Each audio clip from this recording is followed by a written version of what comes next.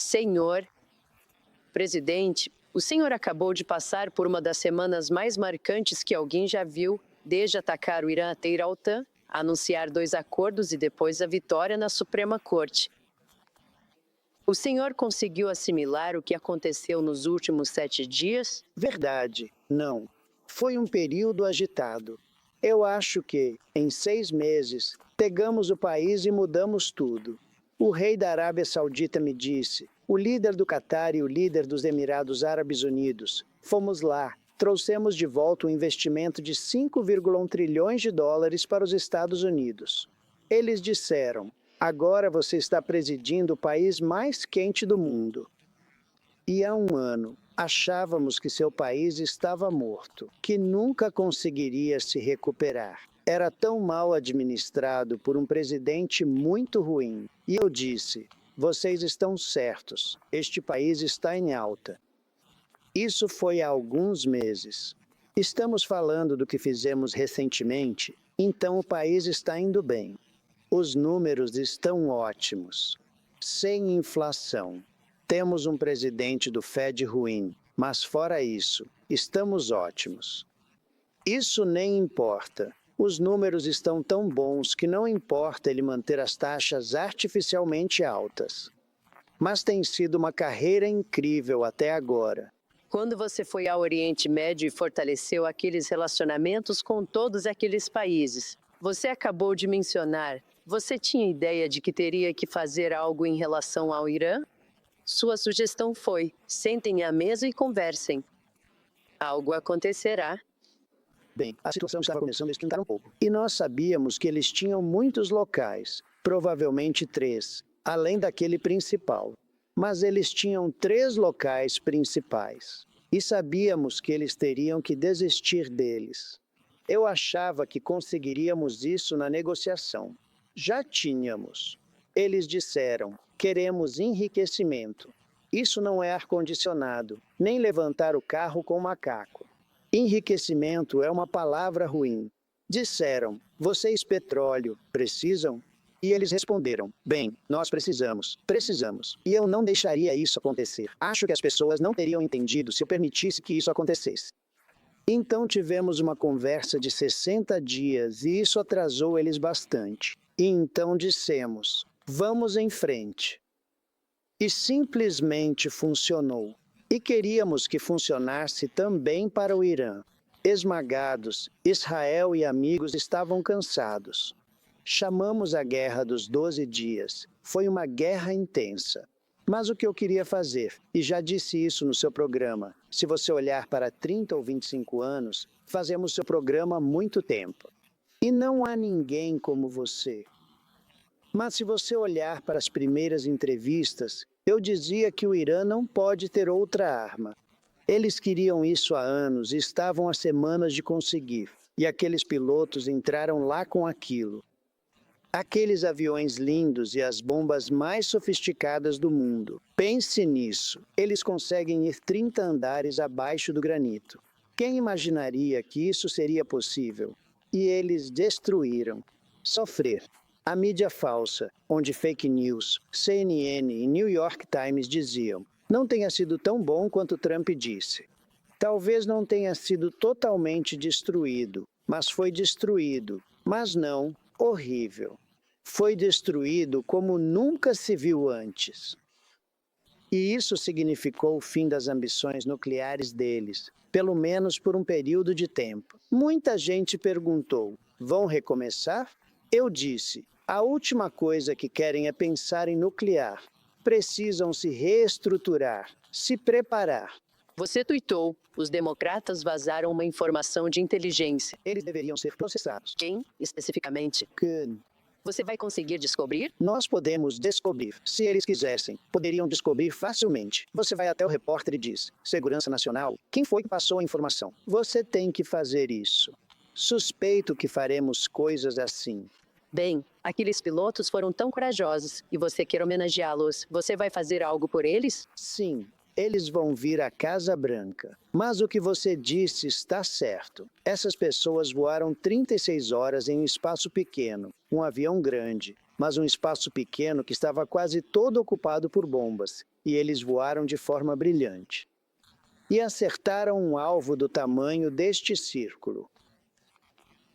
Um alvo pequeno, dizem, metade do tamanho de uma porta de geladeira, a 15 mil metros de altura, voando em alta velocidade porque eles estão indo muito rápido sobre um território bem complicado.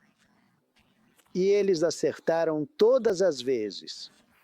E ainda destruíram outros 2 alvos além desse.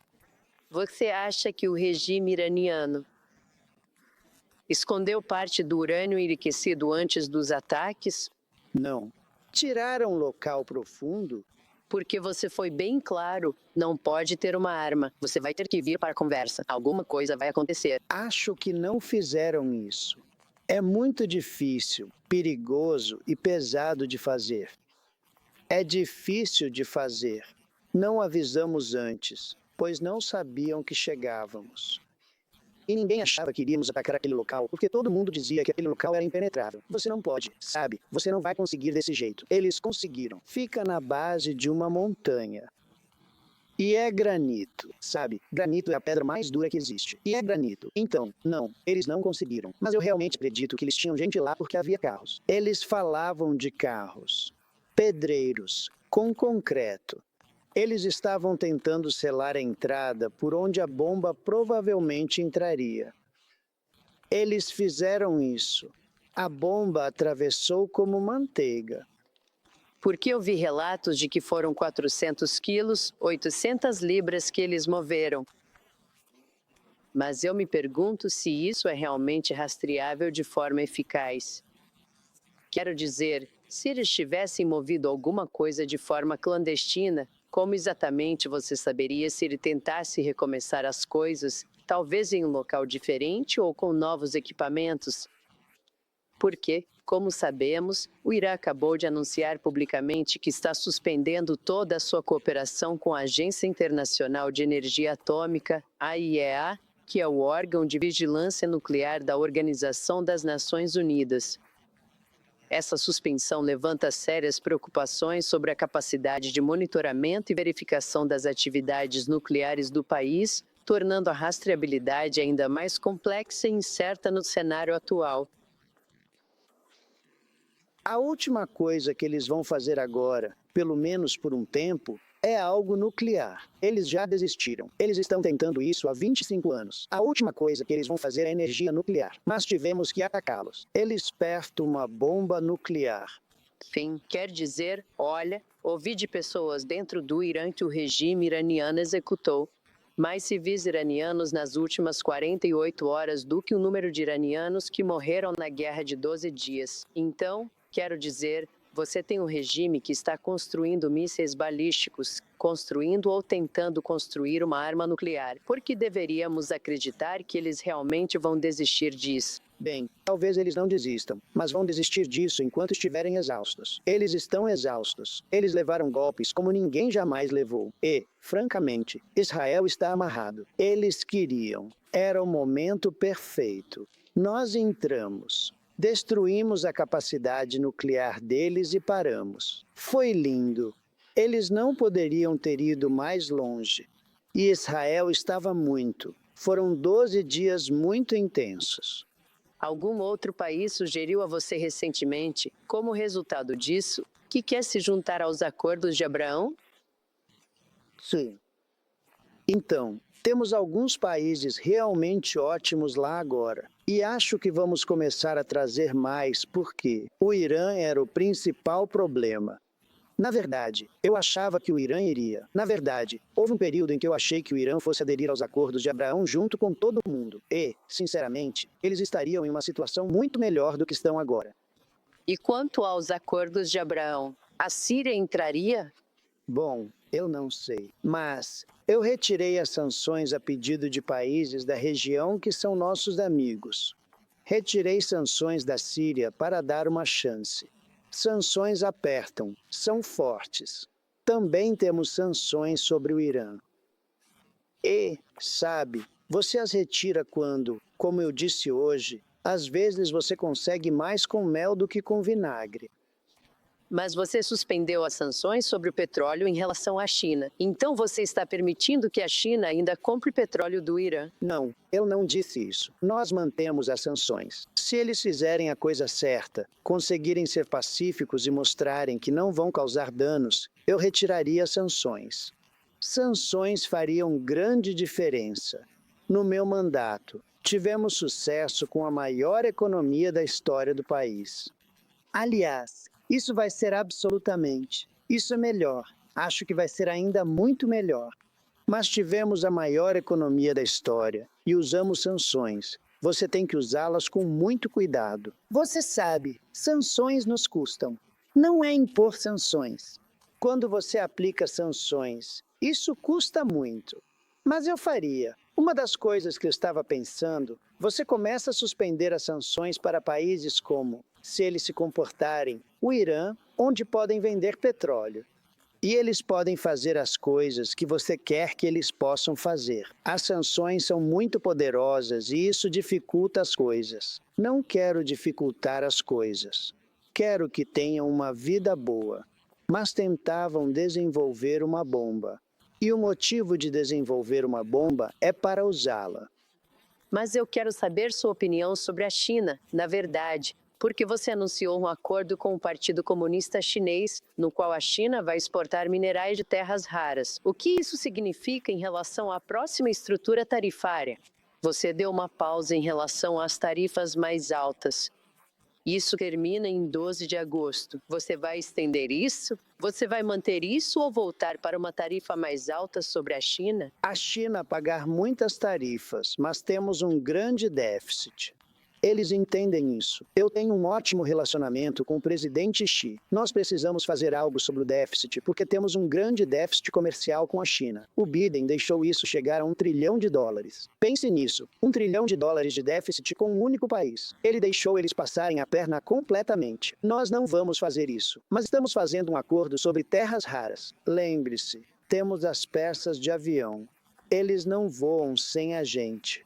Tínhamos proteções. Mas nunca deveria ter chegado a esse ponto, porque deveríamos estar fazendo. Eles chamam de ímãs. É terra rara, mas eles chamam de ímãs, um tipo específico. E eles estão fabricando esses ímãs para nós agora, e está indo muito bem. E temos um acordo com a China. É um bom acordo. Tínhamos um acordo com a China de 145% de tarifas. Tudo parou na China. Tudo parou. E fizemos um favor para a China, mas estamos nos dando bem com a China. Acho que se dar bem com a China é algo muito bom, mas eles estão pagando tarifas substanciais.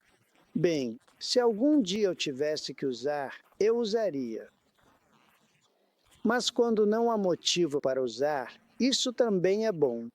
Bem, você não sabe de onde isso veio, no entanto. Quero dizer, isso veio do país ou foi por causa de malucos que acabaram carregando alguma coisa? Sabe, você simplesmente não sabe o que está acontecendo ou o que fazer. Bem, muito obrigado por tudo. Você realmente não acha que a gente faz isso com eles, não é? Quero dizer, nós nunca faríamos algo assim com eles, de forma alguma. Fazemos. A gente faz coisa. E aí você simplesmente faz um acordo comercial. Sim, ganhamos muito com este acordo comercial. Só faço acordos que funcionam. Você realmente acha que a China vai parar de pressionar as suas empresas para entregar informações confidenciais e sensíveis que são de vital importância? Em troca de obter esses minerais de terras raras, que são tão cruciais e estrategicamente importantes para a tecnologia moderna agora. Bem, vocês acabaram de obter um grande e notável sucesso diplomático na OTAN, fazendo com que todos os membros concordassem em gastar mais recursos financeiros significativos em defesa. Há algo mais que você possa fazer para que o Congresso codifique isso de forma permanente, para que os seus governos codifiquem isso de forma permanente e irreversível, garantindo a continuidade? Você pode. O que você faz? O melhor seguro é, se eles não fizerem, você deixar. Você não faz mais negócios com eles. Sabe, você não faz negócios. Você tem que ter uma certa confiança. Mas você também pode dizer confiar, mas verificar. Mas estamos fazendo negócios inacreditáveis. Há litígios em torno da legalidade dessas tarifas. Você conseguirá fechar mais acordos comerciais antes de ouvir o Tribunal Nacional da Apple em agosto? Supremo. Mas vencemos litígio, tivemos atraso, juiz de esquerda, conseguimos anular a decisão. Estamos indo bem em todos os nossos litígios. Estamos indo bem nos litígios sobre tarifas. Olha, se algum juiz dissesse que não podemos aplicar tarifas, seríamos vítimas do resto do mundo, que aplicaria tarifas e está aplicando tarifas contra nós. Se não pudéssemos revidar com tarifas, este país estaria em uma situação terrível. Seríamos como um cordeiro inocente sendo levado ao abate. Então, não. Estamos indo muito bem na economia. Estamos indo muito bem em termos de tarifas. Tarifas são apenas uma parte disso. Perfuramos como nunca. Foi assim que o petróleo baixou. A vitória que você obteve na Suprema Corte hoje, sexta-feira, você acha que poderia se aplicar ao litígio tarifário pendente aqui em termos da legalidade de suas tarifas? Isso afeta de alguma forma? Poderia. Mas, no litígio tarifário, alternativas se tivermos que usá-las. Elas não são boas porque não são diretas. Não são incisivas, mas são boas.